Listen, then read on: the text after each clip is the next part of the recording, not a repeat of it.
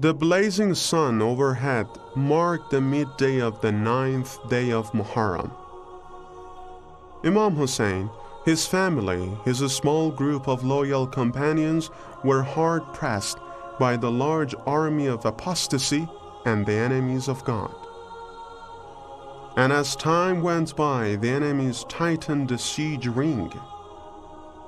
No one was allowed through or out of the siege lines. And the children and women in Imam Hussein's camp could no longer tolerate the thirst. At this rate, Shamr ibn Zuljushan came along jubilantly with a scroll from Ubaydullah ibn Ziyad, the governor of Kufa, who had issued the order to engage in military action against Imam Hussein. It was green light to murder the son of God's messenger and his family in Karbala. Shamr gave the scroll to Umar ibn Sa'd. The letter read as follows: O Ibn Sa'd, you are not there for recreation or rest. Fight with Hussein or force him to accept my terms. I would not accept anything less from him. When Umar ibn Sa'd read the letter and was informed of its content, he scolded off Shamr and said, Shame on you, may God destroy your house. I swear to God that you talked Ibn Ziyad out of accepting what I had written to him, and you spoiled all my plans to end this peacefully. I swear to God that Hussein ibn Ali would not accept these requests, and he would act as his father Ali would have acted. Shamr negligently said, Stop the nonsense and say what you are going to do. Now that you have the orders, you have no way but to wage war, or you can have me to lead the army and stand aside yourself. Omar frowned and replied, That will not happen at all, and I will handle this. You will be the commander of the infantry. Umar ibn Sa'd left Shamr anxiously and moved toward his troops. When Shamr was in Kufa, he had found out about Ubaidullah's intention to fight with Imam Hussein. So he asked for immunity for his nephews, who were Abdullah, Abbas, Jafar, and Uthman. With a letter to verify the immunity, Shamr went to the campsite of Imam Hussein and yelled, Where are my nephews? I have a word with them.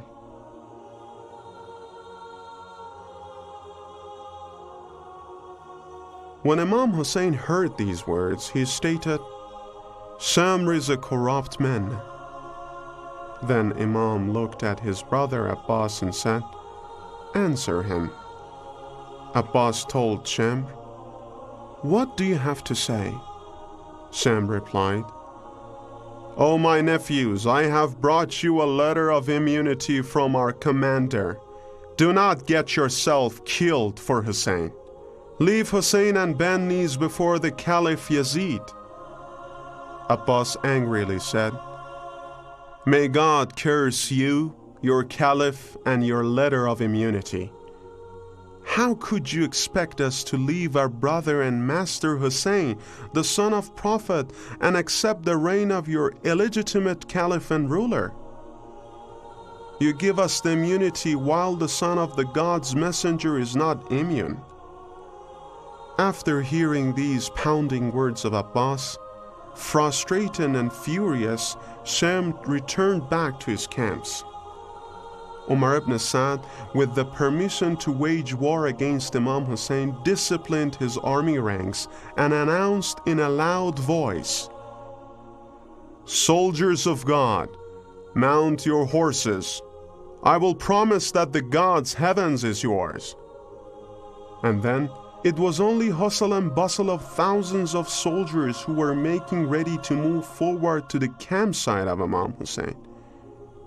When Imam Hussein saw the troops approaching the tents, His Holiness faced his brother Abbas and some other companions and said, Dear brother, go and see why these soldiers are coming our way.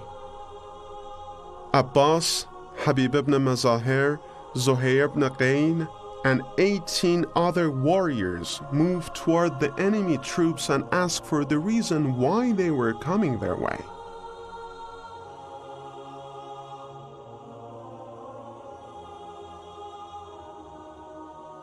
The enemy soldiers declared that it is an order from Ubaydullah ibn Ziyad.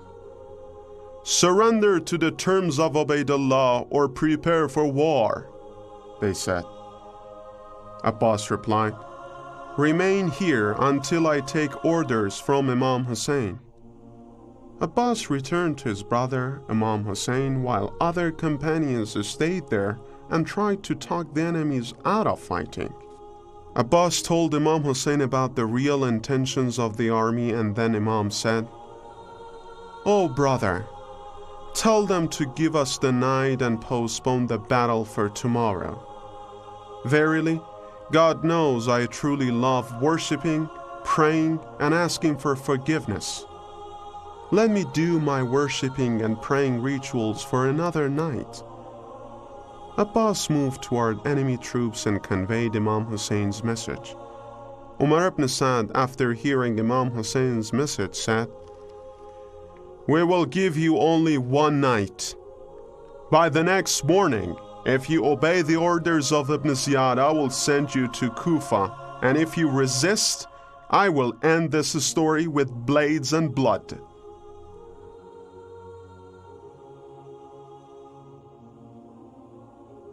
Imam Hussein and his righteous companions spent the night worshipping God and bidding farewell to their families.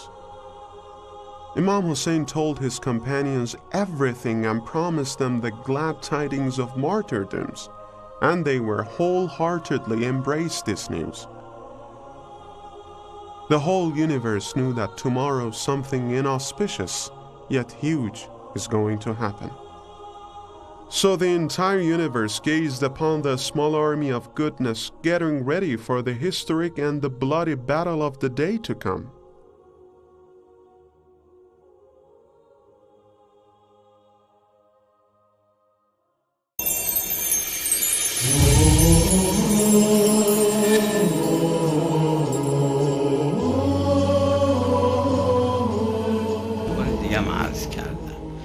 کسایی که دسترسشون ممکنه باشه و حالا خیلی سهله.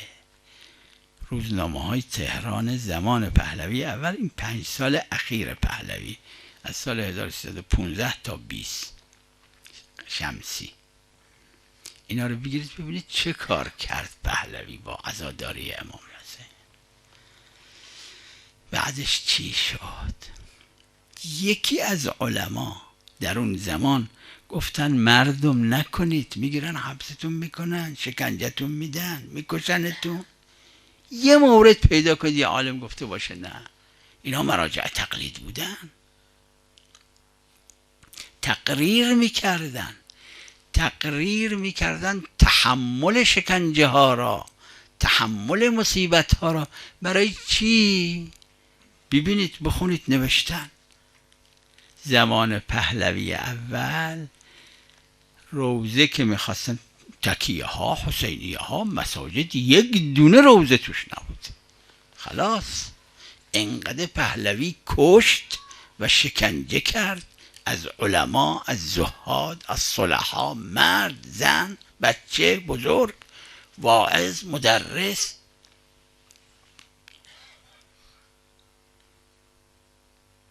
نبود یک دونه تکیه تو سرتاسر ایران، یک مسجد تو سرتاسر ایران نبود یه چراغ روشن بشه توش یا حسین توش بگن. خلاص روزه منحصر شده بود به این که بعضی ها تو خونشون، تو زیر زمین خونشون 2 ساعت 3 ساعت به اذون صبح مونده به چند نفر خصوصی خبر میدادن که ما امشب یه روزه مختصری داریم،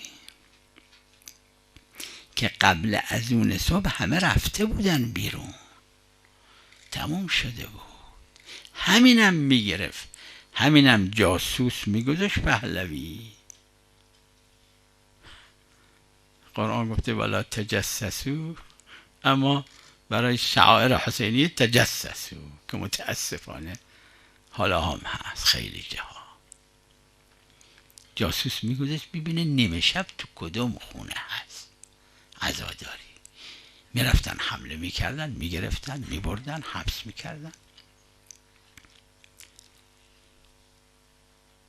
که همینجا یه وقت نقل میگه از پیرمردای همین محل برای خود من نقل کرد، گفت همین بازار قم، اون بالای بازار یه دهنه های واز واسه هوا داره و یه نفر از این مأمورای پهلوی شبای ایام عاشورا سحرا، چون میدونستن یه هم چیزی هست، میرفت بالای بازار نگاه میکرد، چون اون وقتا که برق و اینا نبوده، میرفت نگاه میکرد تو این کوچه پس کوچه ها اگه میدید یه خونه یه 2-3 نفر واردش شدن یا میدید یه روشنایی اضافه‌ای توی خونه هست، پلیسا آماده بودن. عربی میگن وحاش، نمیدونم چی میگن فارسی، وحاشایی که میگشتن شب به اینا میگفت فلان خونه تو فلان کوچه برید اینجا ببین. که هم یکی از پیرمردای اینجا گفت شب عاشورا این از این فتحه از این بالاه داشت نشونه میداد، اومد پایین رو شیکمش اومد تعبیرایی میکرد، نعره‌های فلانجوری میزد و تا صبح مرد. به نام نیست همه اینجور بشن، به نام نیست همه بیفتن بمیرن.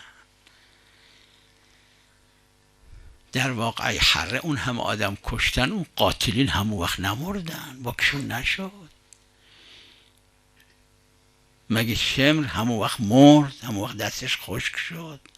خدا میخواد تاریخ رو امتحان کنه، نکنه خدایی نکرده بعد از امتحان در بیای.